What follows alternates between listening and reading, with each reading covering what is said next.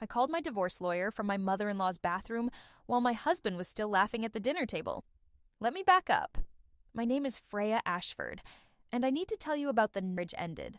Not with a fight, not with tears, but with a single humiliating joke that finally opened my eyes to who I'd really. I was a project manager at a construction firm in Austin. I had my own money, my own career, my own life before Connor Whitfield walked into it with his charming smile and empty promises. We'd been married for 2 years when that Sunday dinner happened. 2 years of me wondering why his mother, Judith, looked at me like I was dirt on her expensive shoes. 2 years of Connor telling me I was being too sensitive whenever she made her little comments about my background, my clothes, my job. That night, she called me the maid in front of asked me to fetch wine from the kitchen because people like you always know where the service entrance. And my husband, the man who promised to love and protect, he laughed. Not an uncomfortable laugh, a real one. Like it was the funniest thing. I excused myself, locked the bathroom door, and called my lawyer friend Simone. It was Sunday night, but I didn't care. Something in me had finally snapped into clarity. What I discovered in the days after that phone call would make that dinner insult look like nothing, because the humiliation wasn't the worst part. The worst part was finding out that my entire marriage had been a calculated plan to use me, drain me, and throw me away. This is a long story, and it gets darker before it gets better. If you want to know how a single dinner party led me to destroy an entire family's carefully constructed lies, follow along for what comes next. You won't believe where this goes. I went back to that dinner table and finished my meal in complete silence. Connor kept glancing at me with this confused look, like he couldn't understand why I wasn't playing along with the joke anymore. Judith looked satisfied, almost glowing with that cruel little victory. She'd put me in my place, and her son had backed her up. In her mind, everything was exactly as it should be. The drive home felt endless. Connor hummed along to the radio, completely oblivious.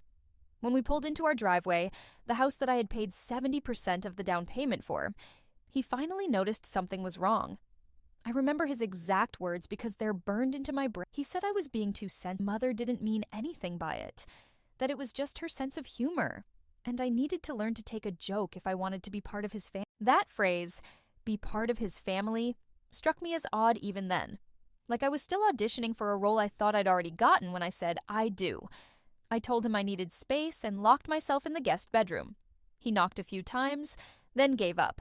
I heard him turn on the TV in the living room, probably watching sports, completely unbothered by the fact that his wife was falling apart down the hall. I didn't sleep that night. I kept replaying every moment of our relationship, looking for the signs I'd missed. There were so many.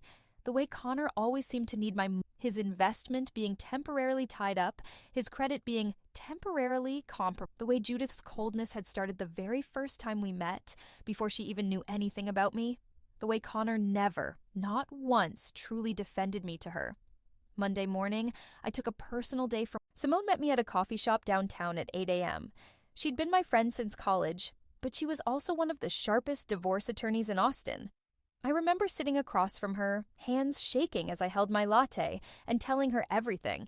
She listened without interrupting. When I finished, she opened her laptop and started typing.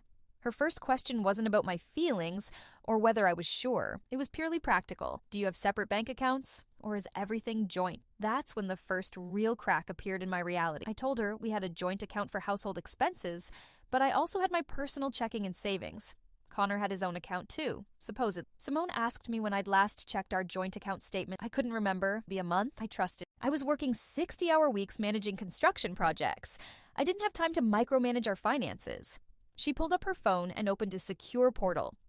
Give me permission to run a basic financial background check on Connor. Just public records, nothing invasive. If we're going to do this, we need to know what we're dealing with. I signed the authorization form right there on her tablet. She said she'd have preliminary results by end of business that day. I went home and tried to act normal, but everything felt different. Connor was already gone to his office, or wherever he actually went during the day. I'd never really questioned it before. I stood in our bedroom, looking at his nightstand, his closet, the bathroom counter scattered with his expensive cologne bottles that I'd bought him for Christmas. My phone buzzed around 3 p.m. Simone's name flashed on the screen. My heart started pounding before I even answered. Her voice was calm but serious. Freya, we need to meet again. Tonight, if possible. I found something, and you need to see this before you make any decisions. I remember the way my hands went cold, even though it was a warm Austin after. Is it bad? There was a pause. Just a second too long. It's not what you thought your marriage was. Let's put it that way. Can you come to my office at 6? I agreed and hung up. I spent the next 3 hours in a fog, pretending to answer work emails while my mind raced through possibilities. Another woman? Secret debt? Something with his family? When I arrived at Simone's office that evening, she had a file folder on her desk. A physical one, thick with papers. She gestured for me to sit down and slid it across to me. Before you open that, I need you to prepare yourself. This is going to hurt. I opened the folder. The first document was a bank statement for an account I'd never seen before. Connor's name was on it. So was Judith's. Monthly deposits of $5,000. Every single month for the past 2 years.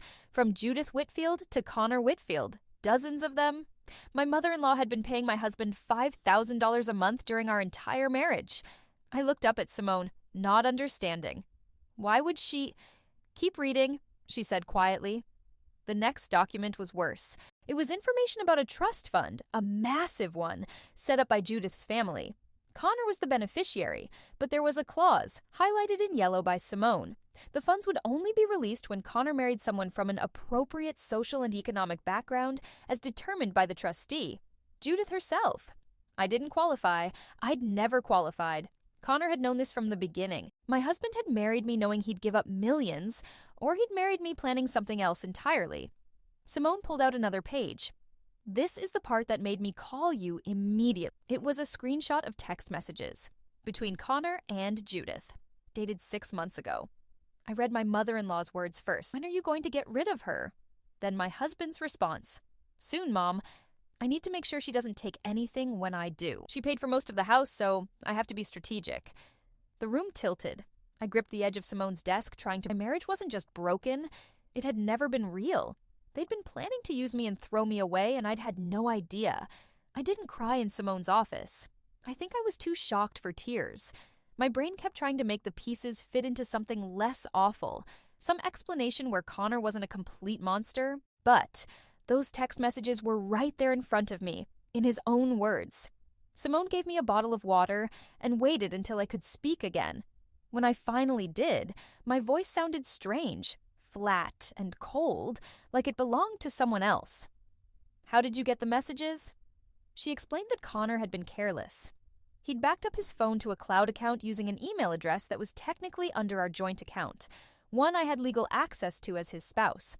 Once she had authorization from me, a private investigator she worked with had been able to retrieve them. Everything was legal. Everything was documented. There's more, Simone said, and you need to see all of it before you decide how to proceed. She pulled up another document on her laptop and turned the screen toward me. It was a credit report. Connor's credit report. My stomach dropped as I scanned the numbers. $47,000 in credit card debt, 3 personal loans and collections. His credit score was in the low 500s. How is this possible? I whispered. We've been married for 2 years. I would have seen bills, collection calls. He's been using his mother's address for most of these accounts, Simone explained, and paying minimums when he pays at all, using that $5,000 a month she's been sending him. The rest of his actual salary goes to his lifestyle. Dinners with his friends, golf memberships, that watch collection he's so proud of. I thought about all the times Connor had suggested we split household expenses fairly, which somehow always meant I paid more because I made more. Except now I realized he didn't add his share to anything. He'd been funneling his money into his own wants while I covered our actual life. The guest bedroom, the groceries, the utilities, the mortgage, the property taxes. Even his car payment, which was in my name because his credit was temporarily compromised. Nothing was temporary. It was all a lie.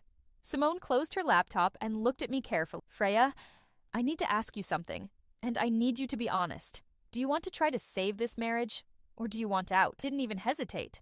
I want out, and I want him to pay for what he did. She nodded slowly. Okay. Then we need to be smart about this. If we move too fast, he'll hide assets or try to manipulate the narrative. We need to gather everything first. Every piece of evidence, every financial record. Do that without him knowing? I thought about it. Connor worked long hours, or claimed to. He traveled sometimes for conferences. I had plenty of time alone in the house. Yes, what do I need to find? Over the next hour, Simone gave me a list. Tax returns, bank statements, any documents related to the trust fund, receipts for large purchases, his passport, to see where he'd really been traveling, anything that showed the real state of our finances versus what he'd told me. I went home that night and Connor was already asleep, or pretending to be. I stood in the doorway of our bedroom watching this man I'd promised to love forever and felt absolutely nothing except a cold, calculated. The next 3 days were a masterclass in deception. I smiled at Connor over breakfast. I asked about his day when he came home. I've been initiated sex once because I knew it would make him think everything was fine, that I'd gotten over the dinner party incident like I always got over his mother's cruelty. While he was at work, I systematically went through every drawer, every file cabinet, every box in our home office. I found the tax returns first, hidden in a folder labeled Old Warranties. They showed income Connor had never mentioned. Consulting fees paid directly to him from his father's company. $20,000 a year for advisory services. He'd never consulted on anything in his life. I photographed everything with my phone and uploaded it to a secure folder Simone had set up for me. In the back of Connor's closet, behind his winter coats, I found a small fireproof safe I'd never noticed before. It had a combination lock. I tried his birthday, nothing. Our anniversary, nothing. Then, on a hunch, I tried Judith's birthday, and it opened. Inside was a stack of documents that made my blood run cold. The first was a copy of the trust fund agreement. I read it carefully this time, every single clause. The fund was worth $3.2 million. Connor would receive it when he turned 35, just 3 years away, but only if he was married to someone Judith approved of. If he was married to someone she didn't approve of, he'd get nothing. But there was another clause I hadn't seen in Simone's summary. If Connor divorced someone Judith deemed unsuitable and then remarried someone appropriate within 2 years, he'd still get the money. There was even a specific provision about it, like Judith had anticipated this exact scenario. They weren't just planning to divorce me, they were planning to replace me. The next document was even worse. It was a post-nuptial agreement, unsigned but drafted by a lawyer 6 months ago, the same time as those text messages. It would have left me with almost nothing in a divorce, no claim to the house despite my down payment, no alimony, a clean break that would have devastated me financially while leaving Connor free to find wife number 2. He'd never asked me to sign it because he was still figuring out the strategy, still trying to find the perfect moment. At the bottom of the safe was a folder of Connor and his mother. I sat on the closet floor and read every single one, my hands shaking so badly I could barely hold the pages. Judith's words were poison. She called me the construction worker's daughter and that girl. She complained that I didn't know how to dress properly, didn't understand their social circle, embarrassed Connor at events. She wrote about how I'd trapped her son by being good in bed, her actual words, and how she'd never forgive me for taking him away from the life he deserved. Connor's responses were worse because they never defended me. He just made excuses about why he hadn't left yet. The house, the timing, wanting to make sure the divorce wouldn't cost him anything. In one email from 8 months ago, Judith had written, "You need to document everything that makes her a bad wife. Every time she works late, every time she's too tired for your family events. Build a case. Make it look like she's the one who abandoned the marriage." Connor had replied, "Already started. I've been keeping notes." I found those notes in the safe too. A small leather journal where my husband had been documenting every failure of mine. Every time I'd had to cancel plans because of work. Every time I'd been too exhausted to attend one of Judith's terrible dinner parties. Every small argument we'd had, written from his perspective, making me sound unreasonable, and he'd been building a case against me for months. I photographed every single page of that journal, every email, every document in the safe. Then I put everything back exactly as I'd found it and locked the safe with Judith's birthday. When Connor came home that evening, I was cooking dinner like nothing had happened. He kissed my cheek and asked what smelled so good. I told him it was his favorite, pot roast with roasted vegetables. We ate dinner together. We watched TV together. We went to bed together. And the entire time, all I could think about was how satisfying it was going to be to watch his world fall apart, because I wasn't the trapped, clueless wife anymore. I was the one holding all the cards, and I was about to play them perfectly. The hardest part wasn't pretending everything was normal. It was pretending I still loved him. Connor had no idea what I'd found. He went about his days completely oblivious, which told me everything I needed to know about how little attention he actually paid to me. A man who truly knew his wife would have noticed the shift, the way I watched him differently now, like he was a stranger wearing my husband's face. But Connor only ever saw what he wanted to see. Simone and I met twice more that week, always during my lunch breaks, always at different coffee shops far from my office. She brought in Marcus Webb, the private investigator who'd helped get Connor's messages. Marcus was ex-FBI, mid-50s, with the kind of quiet competence that made you feel safe. He'd seen everything, heard everything, and nothing shocked him anymore. "We have enough for a strong divorce case," Simone said during our second meeting. "The hidden debt, the trust fund situation, the fact that he used your credit and your money under false pretenses. But if you want to really protect yourself and make sure he can't come back at you legally, we need more." "What kind of more?" I asked. "Marcus, we need to understand the full scope of what he and his mother were planning. Right now we have messages about divorcing. We don't have proof of what they plan to do after. Were they going to try to claim the house? Were they going to accuse you of something to avoid paying you out? The journal you found suggests they were building some kind of narrative." He was right. I'd been so focused on the betrayal that I hadn't thought tactically about what their endgame was. "How do I find that out?" "You need to make Connor think he's winning," Marcus said. "Make him comfortable enough to slip up. People brag when they think they're clever. They get careless when they think they're in control. So I became the perfect wife. I suggested we have dinner with Judith and Richard that Saturday. My idea, not Connor's. He looked genuinely surprised when I brought it up. "Really? I thought you were still upset about last time." I gave him my best apologetic smile. "I've been thinking about what you said. Maybe I was being too sensitive. Your mom has a dry sense of humor, and I should try harder to understand her." The words tasted like ash in my mouth, but I said them sweetly. Connor's face lit up like I'd given him the best gift in the world. "That's great, babe. I'm really proud of you for being the bigger person." He actually said that, like I was a child learning to share her toys. That Saturday, I dressed carefully. Nothing too expensive or flashy. Knew that would just give Judith more ammunition. A simple navy dress, modest heels, pearl earrings my grandmother had left me. I looked like exactly what Connor's mother wanted me to be. Quiet, deferential, eager to please. The dinner was at an expensive restaurant in downtown Austin, the kind of place where the menu doesn't have prices and the waiters materialize silently at your elbow. Richard was already nursing a scotch when we arrived. Judith was holding court, dressed in cream-colored designer everything, her blonde hair perfectly styled. She looked at me with barely concealed surprise when I smiled warmly at her. "Judith, thank you so much for inviting us. You look absolutely beautiful tonight." I saw the calculation in her eyes, trying to figure out what had changed, whether this was genuine or a trick, but her social training kicked in, and she air-kissed my cheeks. "Freya, how nice of you to come." I played my role perfectly throughout dinner. I asked Judith's opinion on things. I laughed at Richard's boring stories about his business deals. I touched Connor's arm affectionately and called him honey. I was the woman they'd wanted me to be all along. Small, accommodating, forgettable. And it worked. By the time dessert came, Judith had relaxed. She started talking more freely, the way people do when they think they've won. She mentioned a charity gala coming up in 2 weeks. "It's one of the most important events of the season.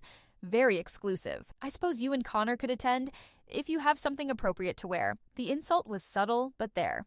I smiled like I hadn't caught it. "I'd be honored. Maybe you could help me shop for something?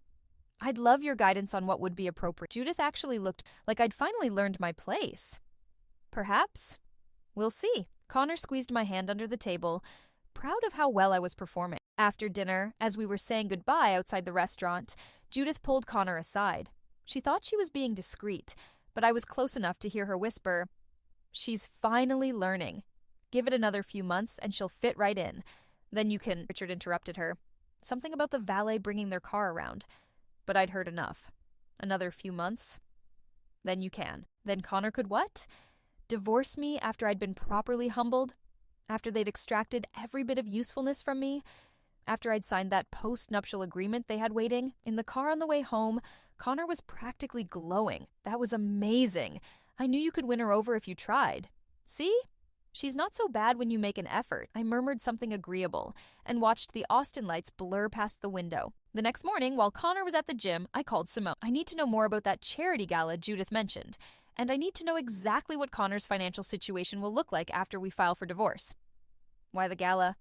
Because I think that's when they're planning something. Judith said to give it another few months, and then Connor could do something. She didn't finish the sentence, but the timeline fits. The gala is in 2 weeks. If they're planning to make me sign something or corner me, a big public event where I'm supposed to be on my best behavior would be the perfect setting. Simone was quiet. That's a really smart tactic. Okay, let me see what I can find out about this event.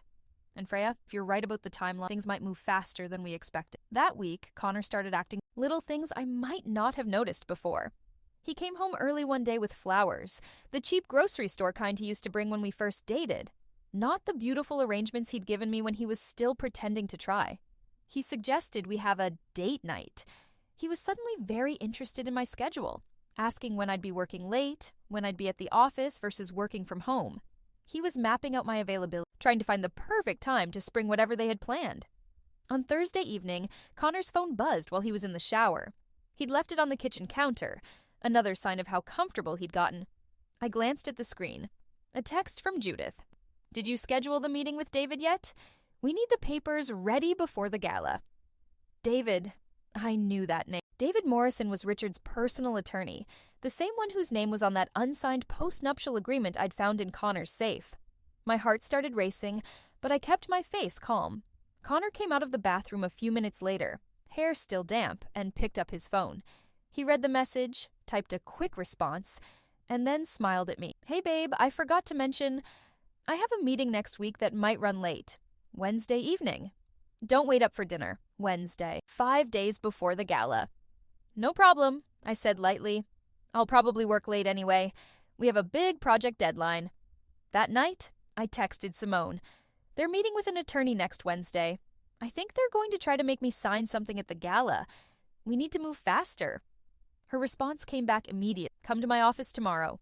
Bring everything you have. It's time to stop playing defense. The next morning, I told Connor I had a dentist appointment and met Simone and Marcus at her office. I laid out everything I'd observed. The flowers, Connor's sudden attentiveness, Judith's comment at dinner, the text about the attorney meeting. Marcus nodded slowly. They're accelerating their timeline. My guess? They were planning to wait longer, but you've been so agreeable lately that they think they can move now. Strike while you're compliant. So what do we do? I asked. Simone pulled out a legal pad covered in notes. We file first, Monday morning. We hit them before they even know what's happening. And we don't just file for divorce, we file for fraud, for misrepresentation of assets during the marriage, for everything we can document. But they'll see it coming, I said. Connor will know the moment he's served, not if we're strategic about when and where, Marcus interjected. I can arrange for him to be served at his office on Monday afternoon, after business hours when most people have gone home. Less public, but still official. That gives us the weekend to make sure everything else is in place. Simone looked at me seriously. Freya, once we do this, there's no going back. Connor and his family will come at you with everything they have. Are you ready for that? I thought about that journal full of documented failures. I thought about Judith's text asking when Connor would get rid of me. I thought about 2 years of my life spent loving someone who'd been planning to throw me away like garbage. I'm ready, I said. But I want one more thing. What's that? I want to know exactly what they're planning to spring on me at that gala. I want to walk into their trap knowing every detail, so when it closes, I'm not the one caught in it. Marcus smiled. The first real smile I'd seen. Now you're thinking like an investigator. I'll make some calls. Richard's attorney has a secretary who might be persuaded to share information about their Wednesday meeting for the right price and the right legal cover. Everything was coming together. The pieces were falling into place. Connor came home that evening with Thai takeout, my favorite, and a bottle of wine. He was trying so hard to be the husband he'd never actually been. We ate dinner on the couch, watching some mindless comedy, and he put his arm around. I love you, he said out of nowhere.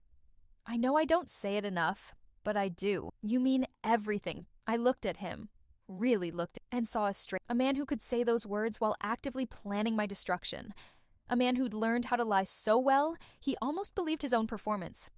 I leaned my head on his shoulder and said the words back, hating every syllable. I love you too, because I needed him to believe it for just a phase. Just long enough for me to destroy everything he and his mother had built. Marcus came through faster than I expected. Saturday morning, while Connor was playing golf with his father, another one of their bonding rituals that I'd always been excluded from. I met Marcus at a quiet diner on the outskirts of Austin. He slid a manila envelope across the table to me before I'd even ordered coffee. David Morrison's secretary is a single mother of 2 who's been underpaid for 15 years, Marcus said. She was very receptive to a cash bonus for photocopying some documents that were sitting on the printer. Everything in here is from Wednesday's meeting. The one Connor thinks is still going to happen. Shook as I opened the envelope. Inside was a draft of the postnuptial agreement I'd seen in Connor's safe, but this version was updated, more detailed, more vicious. I read through the legalese, my stomach twisting with each paragraph. They'd thought of everything. According to this document, I would waive all rights to the house despite my down payment. I would waive alimony. I would agree that all premarital debts, Connor's debts, were separate property that I had no claim to. Evil part. There was a clause stating I acknowledged that I had materially misrepresented my intentions in the marriage and had failed to fulfill the reasonable expectations of a marital partnership. It was designed to make me look like the bad guy, like I'd somehow tricked Connor, not the other way around. There's more, Marcus said quietly. Keep reading. The final page made my blood run cold. It was a statement, pre-written, waiting for my signature, where I would acknowledge that I had prioritized career over family and had created an emotionally distant environment that made the marriage untenable. It was the narrative from Connor's journal, turned into a legal document that would protect him from looking like the villain in our divorce. They were going to make me sign away everything and confess to being a bad wife, all in one piece of paper. When were they planning to present this? I asked, my voice barely above a whisper. At the gala, Marcus confirmed. According to the notes in the file, Judith was going to create a private moment, probably pulling you aside under the guise of women talk or bonding. David Morrison was going to be there conveniently as a family friend. They'd present it as a way to protect both of you and make things easier if the marriage didn't work out. They'd pressure you to sign it that night while you were surrounded by their people. In their world, feeling small, I closed my eyes and breathed slowly through my nose. The calculation of it. The cruelty. They'd worked out every detail of how to manipulate me into destroying myself. But here's what they didn't plan for, Marcus continued, and now there was an edge of satisfaction in his voice. While digging into David Morrison, I found something interesting. He's been Richard's attorney for 20 years. He's handled all the Whitfield family legal matters, including some questionable corporate transactions. He pulled out another document, this one showing a series of payments from Richard's company to various personal accounts, including the account Judith had been using to pay Connor. The payments were labeled as consulting fees, but the amounts and timing didn't match any actual business activity. Richard's been using company funds for personal expenses, I said slowly, understanding dawning. That's embezzlement. Technically, it's misappropriation of corporate assets, Marcus corrected. Richard is the CEO, but the company is publicly traded. He has a board of directors and shareholders. These payments, especially the ones to Connor that were labeled as consulting fees for work Connor never did, they're a violation of his fiduciary duty. If the board found out, Richard would be finished. I looked up at Marcus. This is what we use. He nodded. This is your leverage. Connor and Judith can come at you all they want, but if you have proof that Richard's been committing corporate fraud and that Judith and Connor knew about it and benefited from it, you've got them all on the hook. Simone had been right to bring Marcus in. He didn't just find information, he found weapons. I spent the rest of that weekend preparing. Simone drafted our divorce filing, a comprehensive document that laid out every lie, every hidden debt, every instance of Connor using my money and credit under false pretenses. We included the evidence of Judith's payments to Connor, the trust fund documents showing why he'd married me despite being financially incompatible with his mother's requirements, and most damaging, those text messages where they discussed using me and discarding. But we held back the evidence about Richard's corporate fraud. That was our insurance policy, our nuclear option if the Whitfields tried to destroy me in the divorce. Sunday evening, Connor came home from whatever he'd been doing, me cooking dinner again. He seemed relaxed, happy even. Everything was going according to his plan. In less than a week, he'd have me sign away my rights, and then whenever he was ready, he could divorce me without consequences and move on to wife number 2. Someone Judith would approve of, someone who'd unlock that $3 million trust fund. He had no idea I was 3 steps ahead. You seem really good lately, Connor said, coming up behind me at the stove and wrapping his arms around my waist. Happy? I like seeing you like this. I kept stirring the pasta sauce, my movements steady. I've been doing some thinking. About us, about priorities. You were right. I was letting work consume too much. I want to focus more on our marriage. I felt him relax against me, satisfied. He believed that means a lot to me. I know my mom can be tough, but she just wants the best for us. And I think she's finally you are. How great I was at playing the role they want. How great I was at becoming small. We ate dinner together, and Connor talked about the gala coming up. How important it was. How many influential people would be there. How it was a big opportunity for networking. He didn't mention the private meeting Judith was planning, or the attorney who'd be waiting in the wings with papers designed to ruin my life. After dinner, Connor fell asleep early. I waited until his breathing was deep and even. Then I got up quietly and went to the guest bedroom. I pulled out my laptop and opened the secure folder where all my evidence was stored.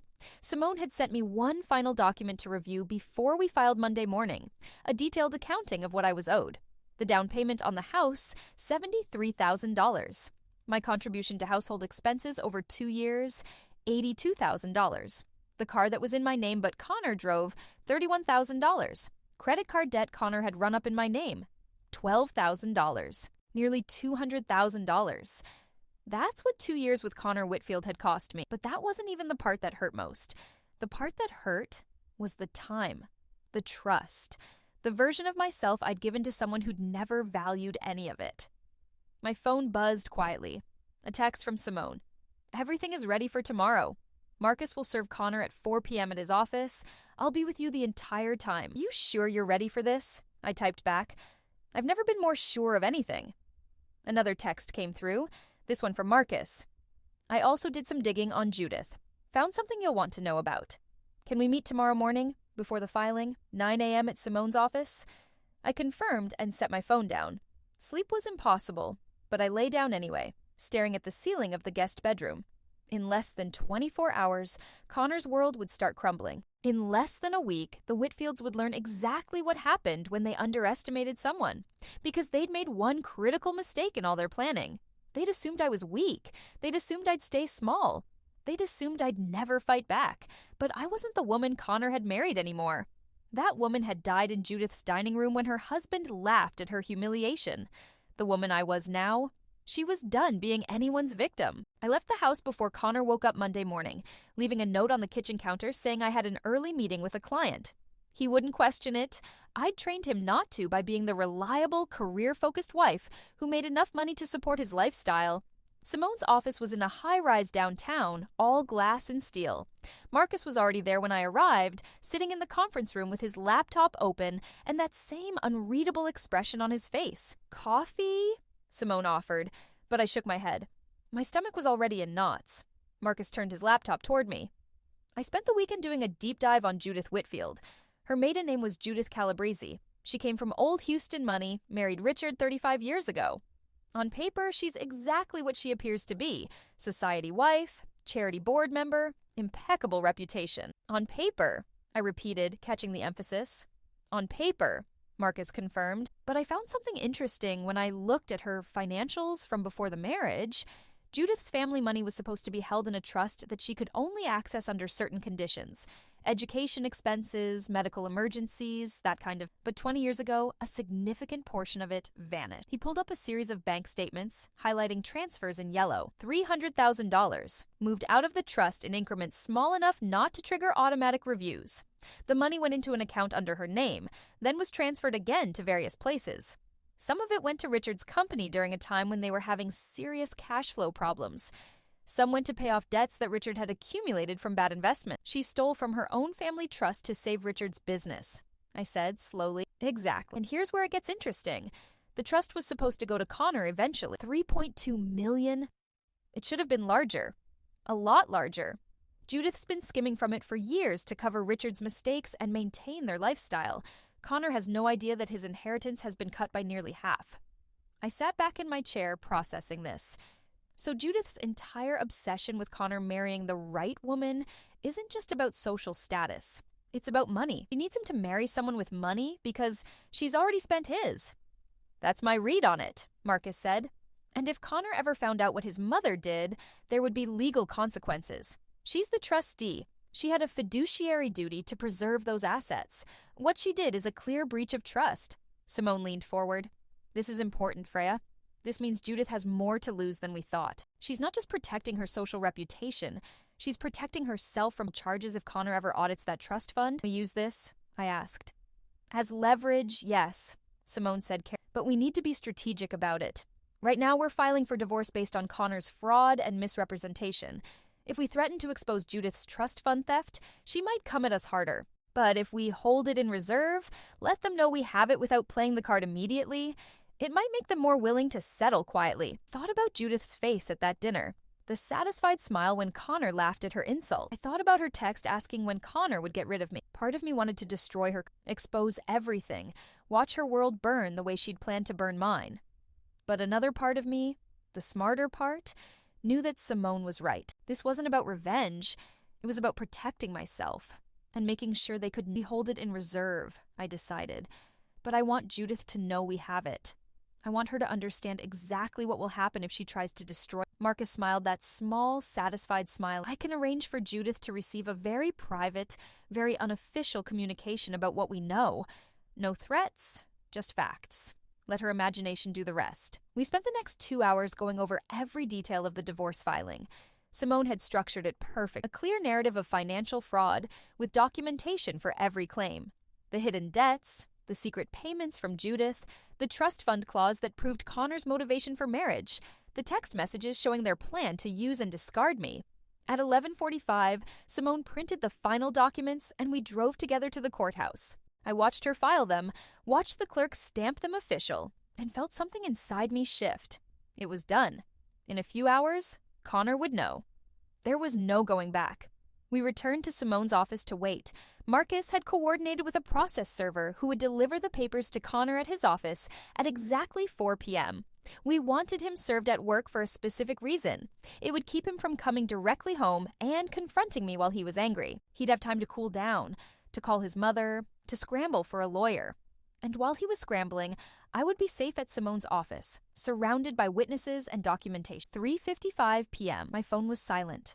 Connor had no idea what was about to hit him. 4 p.m. Somewhere across town, a process server was walking into Connor's office building. 4:07 p.m. My phone rang, Connor's name on the screen. I looked at Simone and she nodded. Hey, what's up? Connor's voice was shaking. I couldn't tell if it was rage or shock. What the hell is this, Freya? I just got served with divorce papers at my office in front of my colleagues. I know, I said calmly. I filed for divorce this morning. You, what? Why? We were fine. We were working on things. His voice was rising, breaking. How could you do this? The audacity of his confusion almost made me laugh. How could I do this?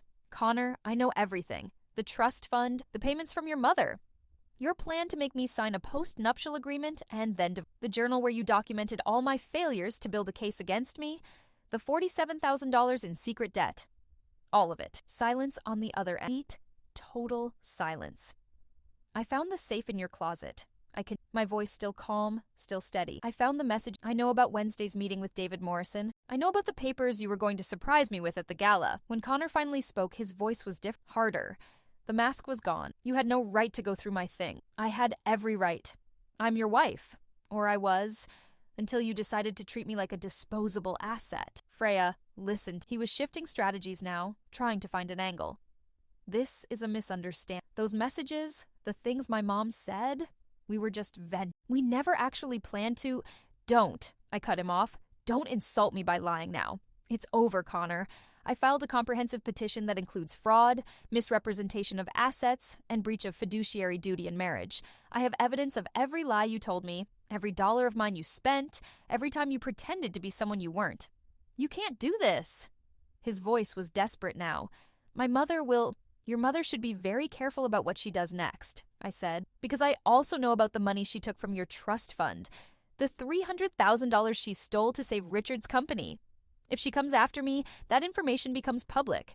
And I don't think you'd be very happy to learn that your inheritance is a lot smaller than you think, because Mommy's been stealing from you for years. Another long silence. Then, you're bluffing. Am I? Check with David Morrison's office. Ask him what documents went missing from his files this week. Ask him if he remembers leaving them on the printer where anyone could see them. I heard Connor's breathing, ragged and panicked. He was finally understanding how thoroughly he'd underestimated. I want you out of the house, I said. You have 72 hours to collect your things. After that, the locks will be changed. If you try to take anything that isn't clearly yours, or if you damage anything out of spite, I'll file criminal charges. Do you understand? Freya, please. He was begging now. We can work this out.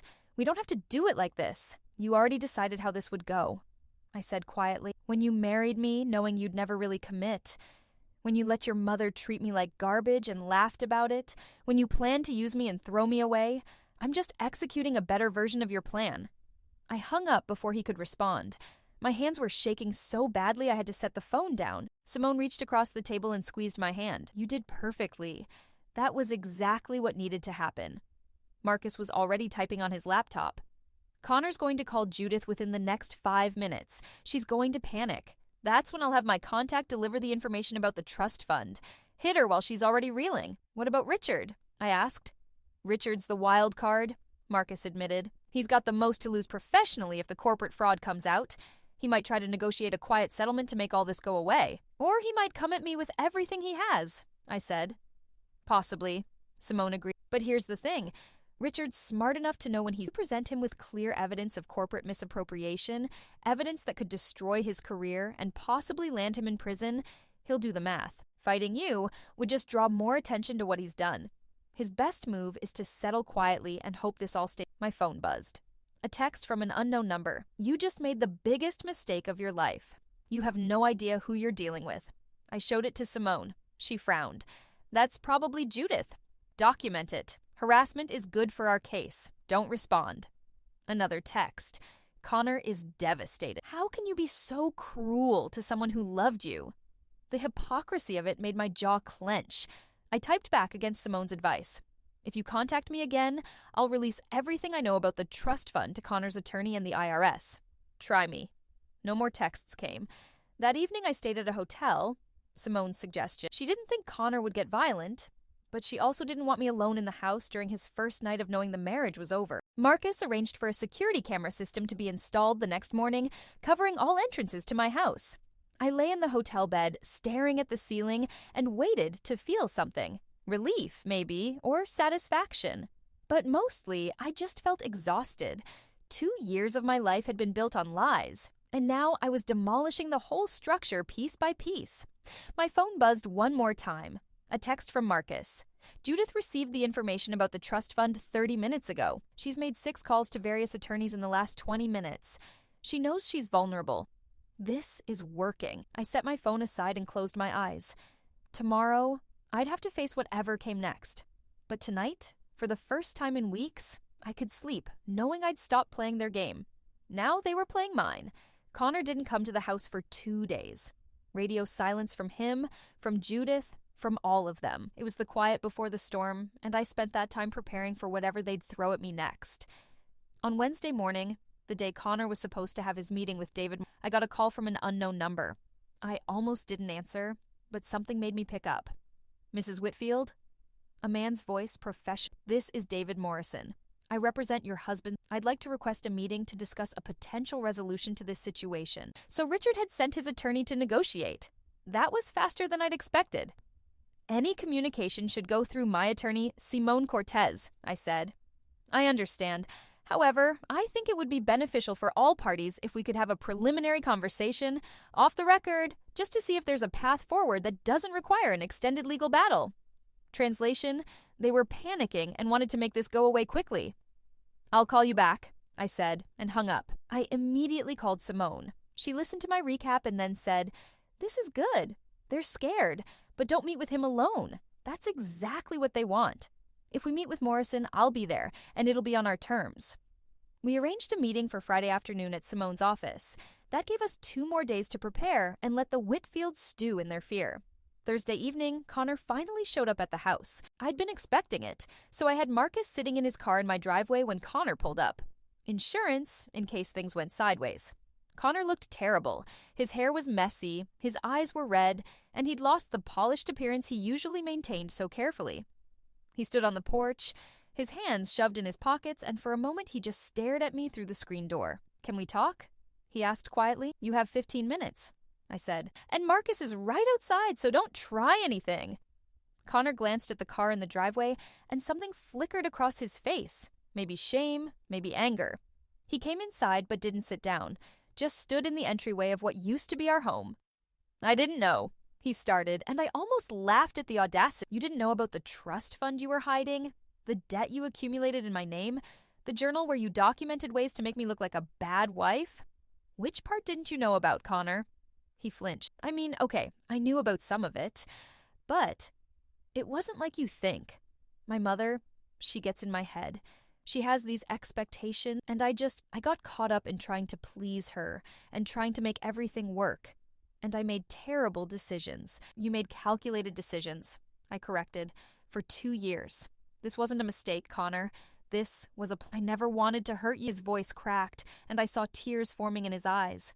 Real tears, or at least tears he believed were real. "I did love you. I do love you. Everything just got so complicated with the money and my mother's expectations and—" "Stop," I held up my— "You can save the performance for someone who might still—" "I know exactly. You're a man who married me because you needed someone to bankroll your lifestyle while you figured out how to get your mother's approval and her money.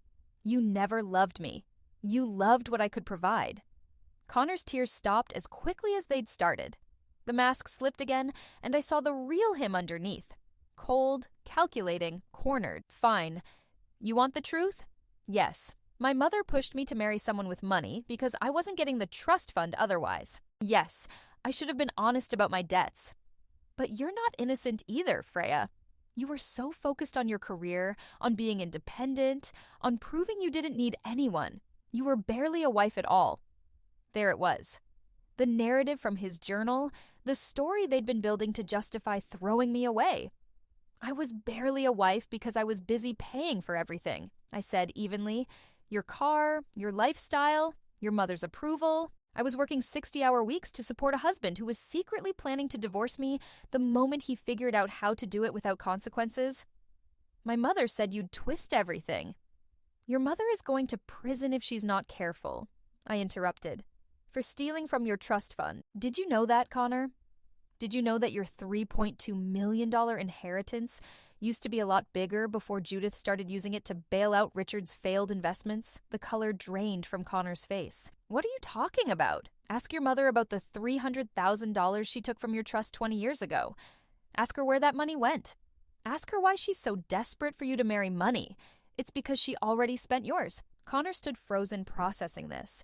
I could see the moment it clicked. All the pressure from Judith, all the manipulation, all the emphasis on finding the right wife. It wasn't about social status. It was about Judith covering her own theft. "You're lying," he said, but his voice— "I have bank statements, transaction records, everything documented. Your mother is and she was going to let you divorce me and marry some trust fund socialite to cover up what she did. You were never her son. You were her retirement plan." Connor sank onto the stairs, his head in his hands. For a moment, I almost felt sorry for him. Almost. Then I remembered him laughing at that dinner table while his mother called me the maid. "Get out," I said quietly. "Pack your things and get out of my house. You have until Sunday." He looked up at me, and for the first time, I saw something close to genuine emotion on his face. Not love. Maybe not even remorse. Just "I'm sorry," he whispered.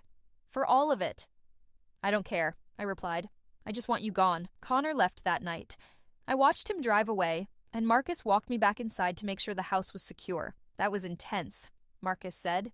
"You handled it well." "I just told him the truth," I said. "Sometimes that's the most devastating weapon there is." Friday after, and Simone and I sat across from David Morrison in her conference room. He'd come alone. No Connor, no Judith, no Richard.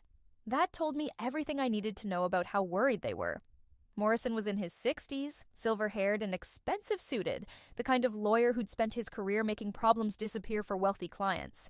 He set his briefcase on the table and folded his hands calmly. "Thank you for meeting with me," he began. "I think we can resolve this situation in a way that benefits everyone." "I'm listening," Simone said. Morrison pulled out a folder. "My clients are prepared to offer Mrs. Whitfield a settlement. She would receive full ownership of the house with no contest, full ownership of the vehicle currently in her name, and a cash payment of $150,000 in exchange for a clean, no-fault divorce with no further legal action. I almost laughed. $150,000? I put almost $200,000 into this marriage, and that doesn't count the emotional damages or the fraud. My clients dispute the characterization of fraud. Your clients can dispute whatever they want. Simone interrupted. We have documentation of everything. Hidden debts, misrepresented income, breach of fiduciary duty. Not to mention the trust fund theft that Mrs. Judith Whitfield committed, which Mr. Connor Whitfield is now aware of. If this goes to court, it won't just be a divorce. It'll be a criminal investigation into corporate fraud and trust fund embezzlement. Morrison's calm facade cracked slightly. Those are serious allegations that you'd need to prove. We can prove all of it, I said. Bank statements, emails, transaction records. We even have the messages between Connor and Judith planning to manipulate me into signing away my rights. So here's my counteroffer. Connor signs over all his rights to the house immediately. He pays me back every penny I contributed to this marriage. $197,000. And the Whitfield family leaves me alone permanently. No harassment, no retaliation, no smear campaigns. That's, Morrison started. Not finished, I continued. In exchange, I won't pursue criminal charges against Judith for the trust fund theft. I won't report Richard's corporate fraud to his board of directors or the SEC. And I won't make any of this public. The Whitfields get to keep their reputations intact, and I get to move on with my life. Morrison was quiet for a long moment. Then he said, I'll need to discuss this with my clients. 48 hours, Simone said. After that, we proceed with the full legal case, and Mrs. Ashford will be under no obligation to keep the additional information private. Morrison left, and I finally let out the breath. Do you think they'll take it? I asked Simone. They'd be idiots not to, she replied. You're giving them an escape hatch. Richard keeps his CEO position, Judith avoids criminal charges, and Connor doesn't have to face the fact that his mother stole his inheritance in open court. Compared to what they could lose, $200,000 is nothing. That weekend felt like the longest of my life. I cleaned out Connor's things from the house, boxing up his clothes, his golf clubs, his expensive watch collection. Everything that reminded me of him went into storage boxes that I left in the garage for him to pick up. Sunday afternoon, my phone rang. David Morrison. My clients accept your terms, he said. We'll have the paperwork drawn up by Tuesday. I closed my eyes and felt something release in my chest. Good. However, Morrison continued, Mrs. Judith Whitfield would like to speak with you. She asks for 5 minutes of your time. Every instinct told me to say no, but curiosity won.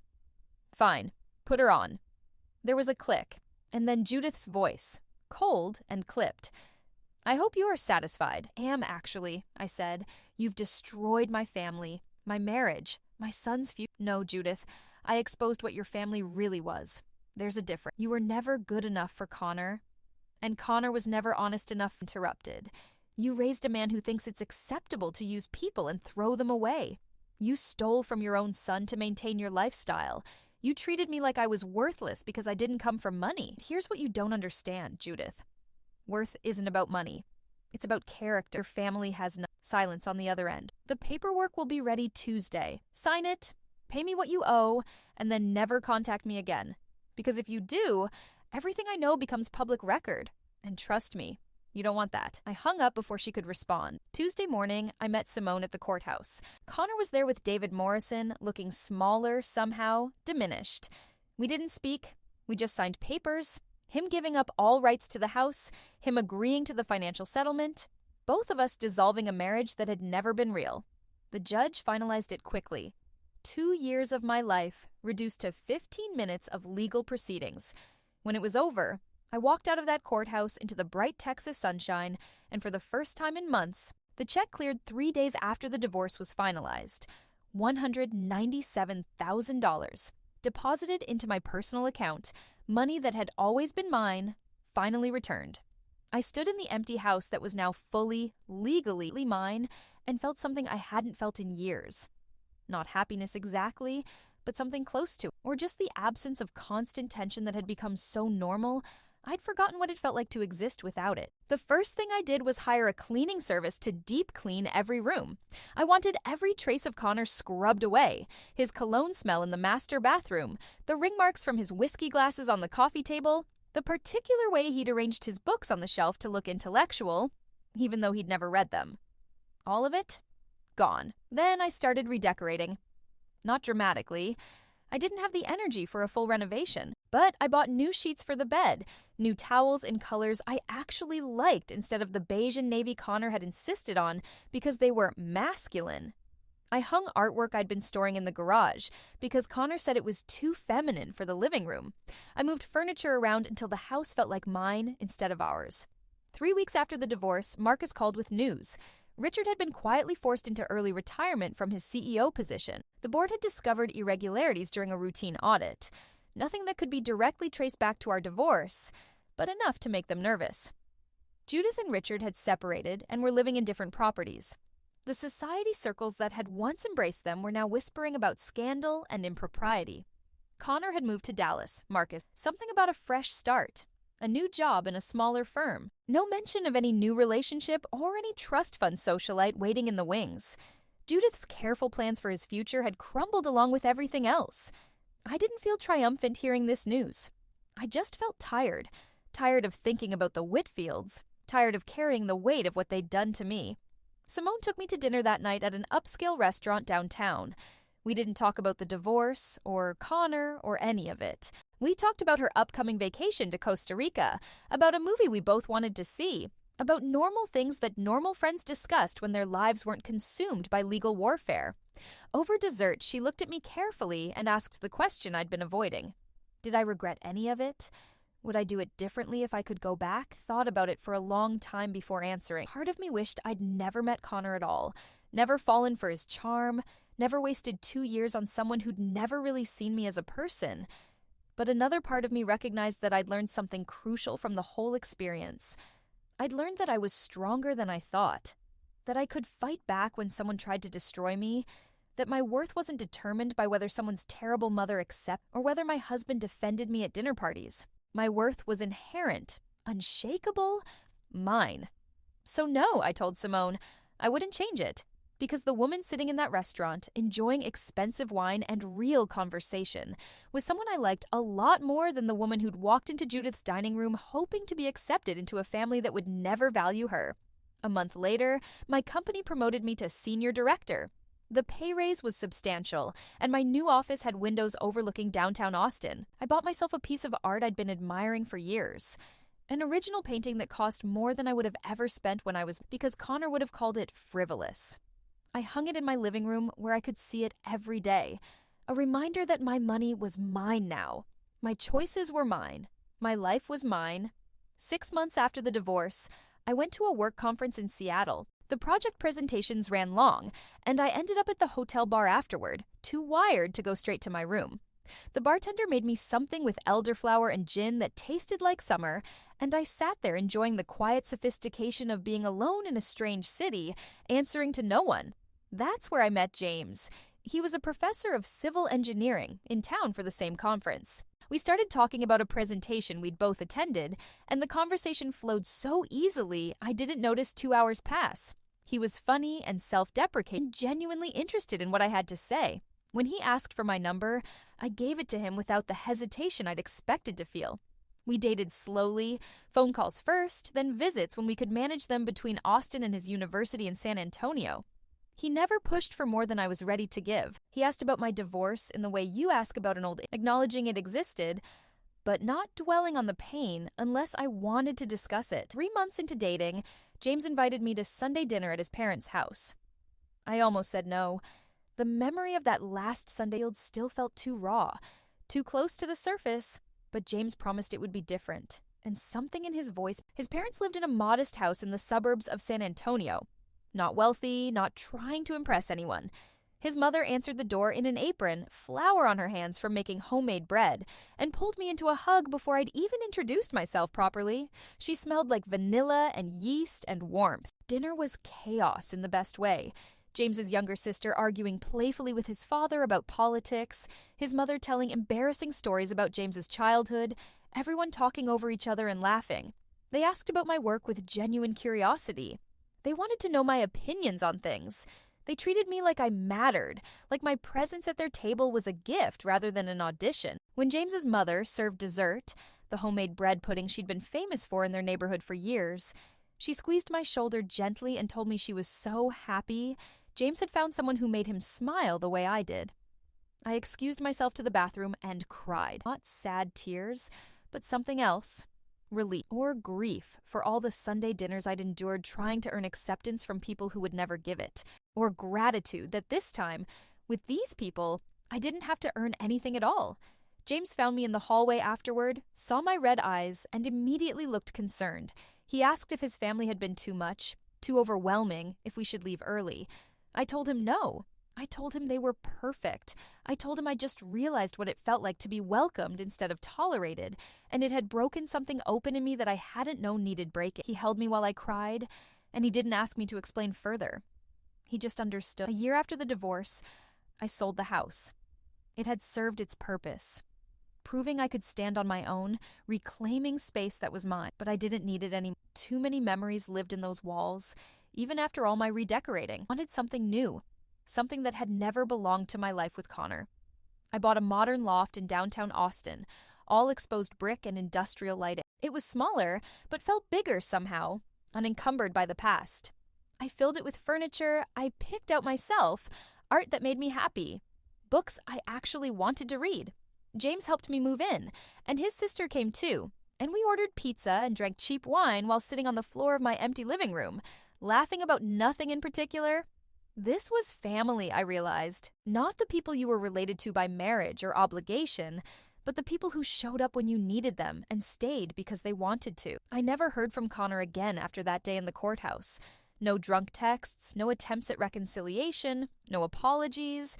He'd simply vanished from my life as completely as if those 2 years had never happened. Sometimes I wondered if he'd learned anything, if the experience had changed him at all. But mostly, I didn't think about him at all. Judith sent one final message through David Morrison 6 months after the divorce, a request that I sign an additional non-disclosure agreement promising never to speak publicly about the family or the circumstances of the divorce. She was still worried about her reputation, still trying to control the narrative even from a distance. I declined, not because I planned to tell everyone what had happened, but because I refused to be silenced. My story was mine, and I'd tell it if and when I chose to. She didn't get to dictate the terms of my life anymore. I started seeing a therapist, something I should have done years earlier. We talked about why I'd accepted Judith's treatment for so long, why I'd made excuses for Connor's behavior, why I'd stayed in a marriage that was slowly eroding my sense of self. The answers weren't simple or satisfying. I'd wanted to believe in the pure. Partly I'd been raised to think that working hard and being good enough would earn love and respect. I'd just been so that I didn't have the energy to fight one more battle at home. Understanding it didn't erase but it gave me tools to recognize those patterns if they ever start. I learned to identify red flags. I learned that love shouldn't feel like a constant audition. I learned that the right people wouldn't make me shrink myself to fit into their world. James never made me feel small. He celebrated my ambitions and my success. When I got promoted again, this time to Vice President of Operations, he took me to dinner and toasted to my achievements without any undertone of jealousy or resentment. When I had to work late on important projects, he brought food to my office instead of complaining that I wasn't prioritizing him. When his department colleagues met me at university events, he introduced me by talking about my work and my accomplishments, not as an accessory to his life. This was what partnership looked like, I realized. Equal investment, mutual respect, genuine support. 2 years after the divorce, I ran into someone who knew the Whitfield family. She mentioned almost casually that Judith and Richard's divorce had been finalized and that Judith had moved to Florida to live near her sister. Richard was still in Austin, but had largely withdrawn from social circles. Connor, she'd heard, was engaged to someone he'd met in Dallas, a woman who worked in marketing and came from a middle-class background similar to mine. I felt nothing hearing this news. No jealousy, no satisfaction, no curiosity about whether Connor had learned anything or was simply repeating the same patterns with someone new. He was a stranger to me now, a cautionary tale I'd survived and moved past. The real revelation came later that night when I told James about running into the acquaintance and hearing the Whitfield updates. He listened, then asked me a question that stopped me cold. He asked if I'd forgiven them. I'd been thinking about justice, about consequences, about whether they'd gotten what they deserved. I hadn't been thinking about forgiveness at all. Did I forgive Connor for using me? Did I forgive Judith for her cruelty? Did I forgive myself for staying as long as I did? The answer was complicated. I didn't forgive them in the sense of excusing what they'd done or pretending it hadn't hurt. But I'd released my need for them to suffer. I'd stopped carrying anger around like a weight. I'd chosen to build something new instead of staying trapped in what they'd tried to destroy. Maybe that was forgiveness. Or maybe it was just moving on. Either way, it felt like freedom. Today, 3 years after that dinner party that changed everything, I'm sitting on the balcony of my loft watching the sunset over Austin. James is inside cooking dinner. He'd insisted on making his grandmother's lasagna recipe, and the smell drifting through the open door is... My life looks nothing like I thought it would when I married Connor. It's better. Smaller in some ways. Fewer pretensions. Less concern with impressing people who don't matter. But bigger in the ways that count. More authentic. More mine. Learn something from their experience. When someone shows you who they are, believe that. When someone treats you like you're less than, don't stick around trying to prove your worth. Your worth isn't up for debate. And the best revenge against people who tried to make you small? Building a life so full and rich and genuinely happy that you forget they ever had power over you. That Sunday dinner at Judith's house was supposed to break me. Instead, it freed me. It forced me to see what I'd been avoiding and to fight for myself in ways I never had before. Sometimes the worst thing that happens to you is actually a gift in disguise. Not because the pain wasn't real or because you deserved it, but because surviving it shows you just how strong you actually are. I'm stronger now, wiser, more careful with who I let into my life and my heart. But not closed off, just selective. There's a difference. James calls from the kitchen asking if I want wine with dinner. I tell him yes, and I stand up to go inside, leaving the sunset, because that's the thing about moving forward. You don't forget what happened. You don't pretend it didn't hurt, but you stop looking back at it. Stop letting it define you build something new, something yours, something real. And you never, ever let anyone make you feel like the help in your own life. If you're watching this from somewhere, I'd love to drop a comment telling me and if this story resonates, if it helped you see your own situation to stand up for yourself, consider following along, for we all deserve to know we're not alone. The truth is, my value was never in question. Their lack of character was. And recognizing that difference changed everything.